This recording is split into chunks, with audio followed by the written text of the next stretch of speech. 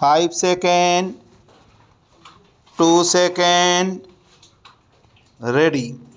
Mr. Deputy Chairman, as members of this House are aware, the Industries Development and Regulation Act was enacted in 1951. The object of that measure was to bring within the jurisdiction of the Union Government certain industries of all India importance and to provide a machinery by which these industries could be developed and regulated in conformity with the national plans. This act actually came into force in May 1952. In 1953, certain amendments were made to this act mainly for the purpose of removing certain practical difficulties that had come to light in the working of the measure and for the inclusion of certain additional industries in the first schedule to the Act. Honorable members of this House might remember that when the Industries Development and Regulation Act was originally enacted in 1951, some apprehensions were entertained and expressed in some quarters that this measure might interfere unduly with the working of industries and might even retard the progress and growth of the industrial development of the country. This measure has now worked for over 4 years and we are in a position to take stock of the situation and, if I may say so, the way in which this act has been working during this period goes to show that the original apprehensions were large by unfounded. In fact, there has of late been a demand from the public that the scope of the Act should be enlarged with a view to including therein some more industries. As a matter of fact, sir, more and more requests are pouring in from the industries themselves that some of them may be brought within the purview of the Act. Before coming to the subject matter of the bill before the House, I might mention briefly some of the salient facts about the working of this measure during the last 4 years. As laid down in Section 5 of this Act, a Central Advisory Council of Industries has been established consisting of representatives of industries, labor consumers and primary producers pertaining to the scheduled industries.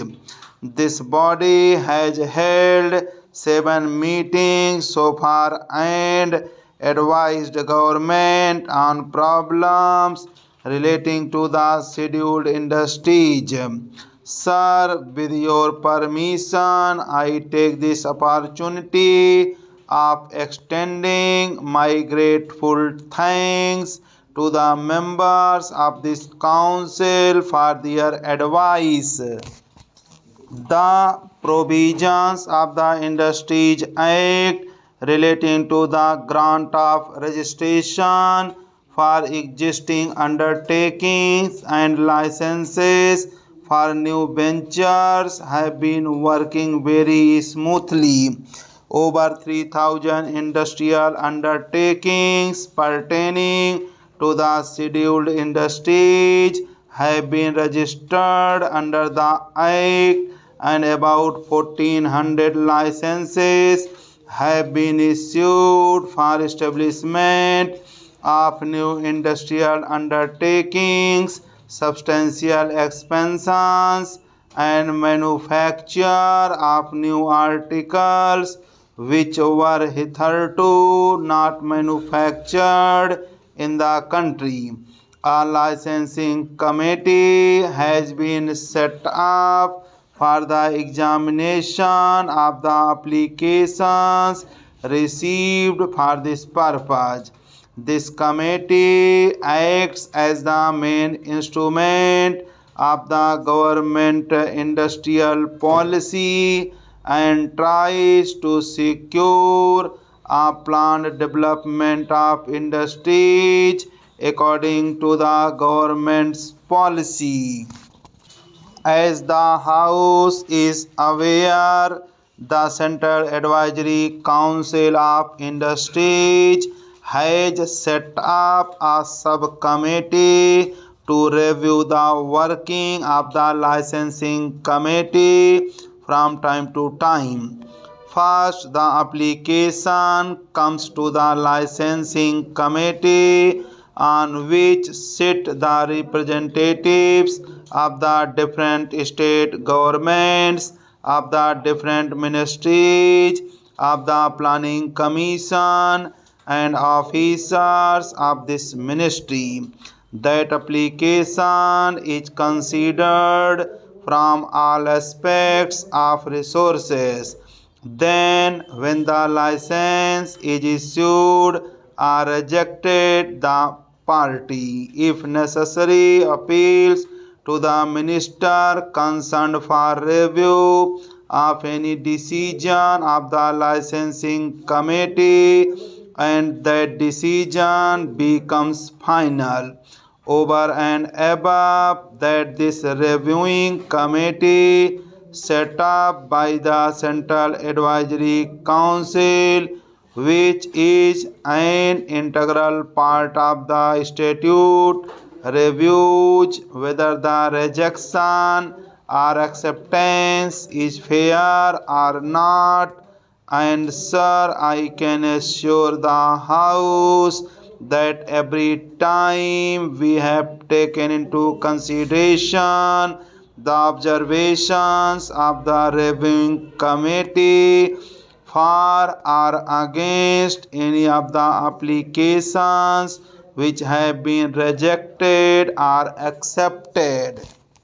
This committee, which is presided over by Honorable Pandit H.N. Kunjuru, has so far held 4 meetings and reviewed the work of the licensing committee. I am happy to inform this House that at the last meeting of the subcommittee, the members have expressed appreciation of the thorough and prompt manner in which the licensing committee has generally dealt with applications.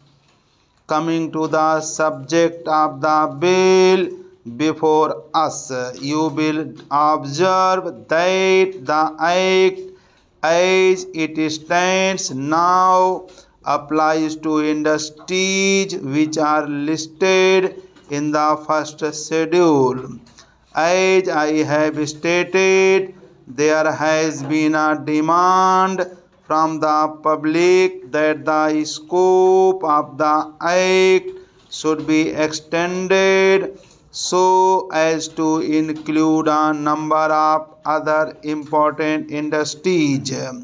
It has been pointed out that certain industries which are closely related to those already included in the schedule do not find a place in the schedule, and it is a great lacuna in the act.